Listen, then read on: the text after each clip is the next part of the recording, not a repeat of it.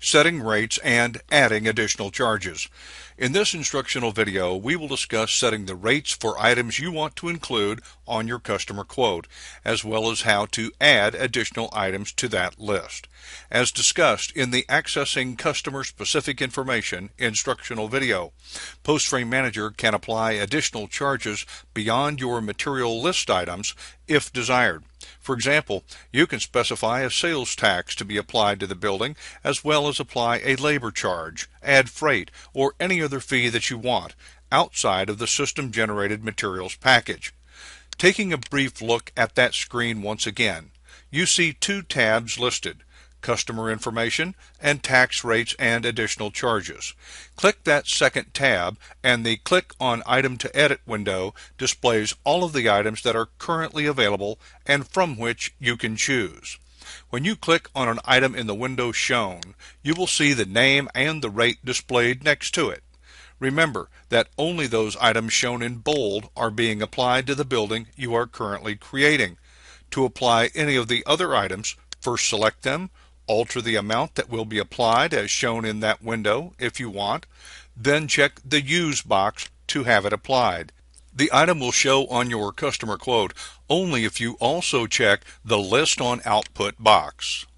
Whenever you make a change to name, amount, or markup percentage, remember to click the Change button to record that change. If you make changes but fail to click the Change button before clicking the Save button, your changes will not be recorded. Note also that the changes you make here apply only to the building you are currently creating. Now, let's discuss how you go about selecting those items you want to appear in boldface, and thus applied to every building, as well as setting the default values for these add-on items. We'll also introduce you to the concept of adding additional items to this list, and why that may be important to you. To make changes to the list of additional charge items, you will access the Tools menu from the System Tools and Editors menu on the primary attribute screen. Click on Rates from the System Tools screen. The Set Rates screen appears. Each of the rates currently in your system, as seen on the Items to Edit window when you Accessing Customer Specific Information from the Navigation menu, are shown under the Name drop-down listings. The value or rate that is being applied to each item is shown in the Value field, and the Use and Listed on Output checkboxes are either checked or not, depending on whether you want the item to be used on all buildings and shown on customer quotes or not. If the Use box is checked, you will see the item listed in boldface the next time you visit the Accessing Customer Specific Information screen, meaning that it is being applied by default to the building you are currently creating. If the Listed on Output box is checked, this item will automatically appear on customer quotes as well. But note that you can override these defaults on the Tax Rates and Additional Charges screen when creating a new building if you want.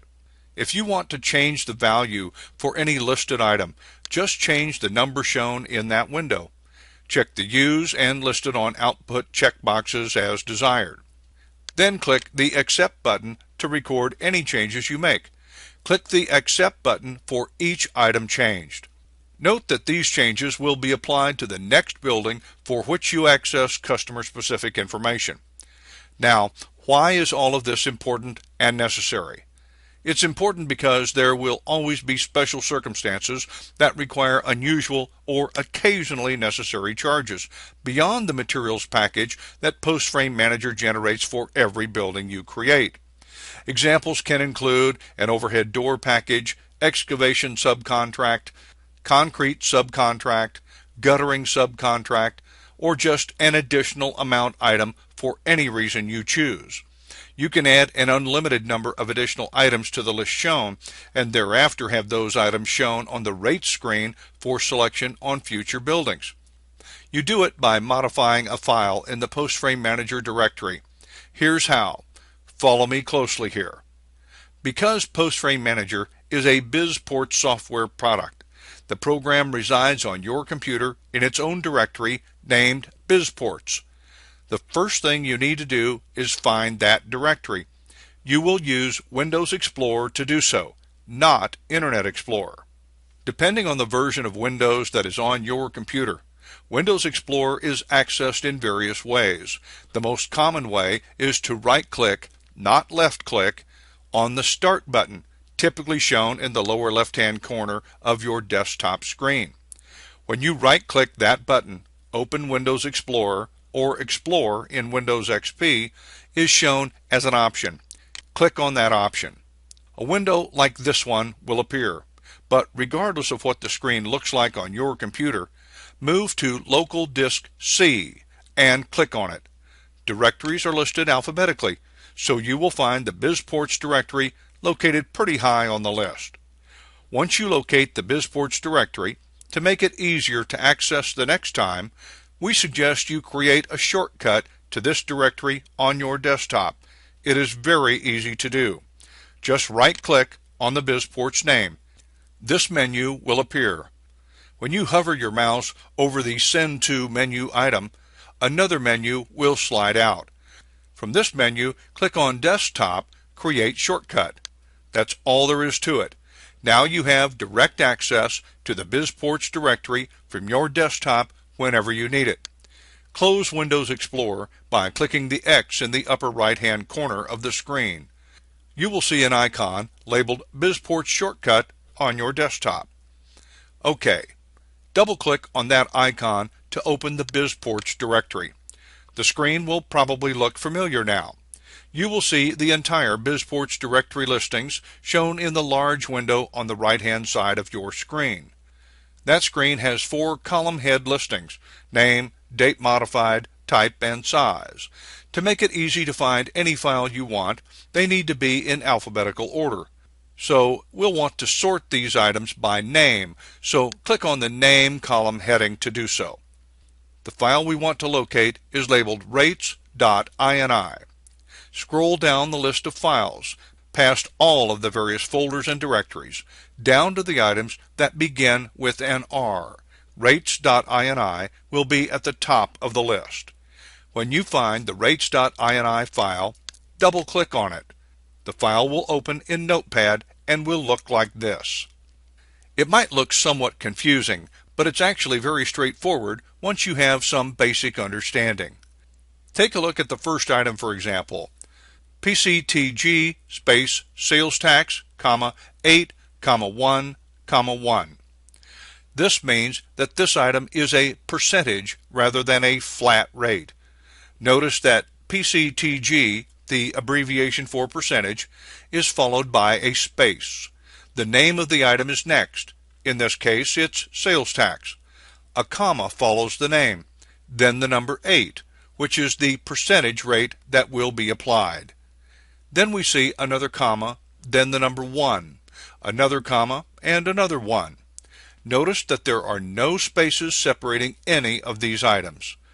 The first number 1 means use, and the second number 1 means listed on output.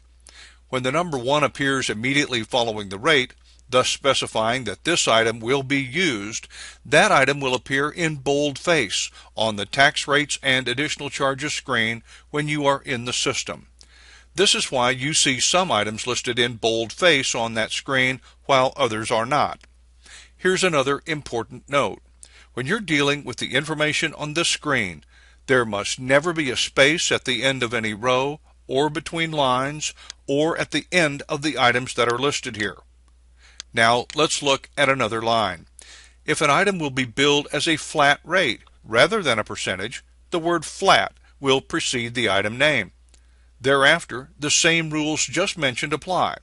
So if we're looking at freight, for example, the line reads flat, followed by a space, then freight, the name of the item, followed by a comma, then 200, meaning $200, again followed by a comma, then a 0, meaning it will not be used automatically or by default, followed by another comma, then another 0, meaning the item will not automatically be listed on output or appear on customer quotes.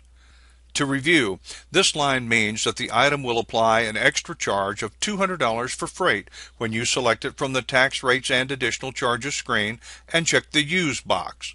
The first 0 means the item will not appear in bold on that list, however, and accordingly will not be applied by default. The second 0 means it will not be automatically listed on a customer quote either. Finally, note the line pertaining to labor. This line indicates that the labor configuration file that is defaulted is nolabor.pkl, and further that this file will be used but will not appear on the customer quote. If you do not recognize this labor file, refer to the Customizing Your Labor Configuration instructional video for a discussion of this topic. What is very important to note here is that regardless of what labor file you may be using, the rates.ini file must contain a labor file listing, and that listing must be set to use. That's a 1 immediately following an item name. In this case, since the nolabor.pkl file does not calculate any labor, there is no labor being applied to any building, although it will calculate the labor hours. As stated, however, a labor file must be shown as a line item in the rates.ini file, and that file must be set to use. With this understanding, you can now add any additional items that you want, following the same name and number sequencing. For example, maybe you want to add a charge when a crane is necessary on the job, and that's always a $500 upcharge. Place your cursor immediately following the last number on the last line and click Return on your keyboard to move to the next available line.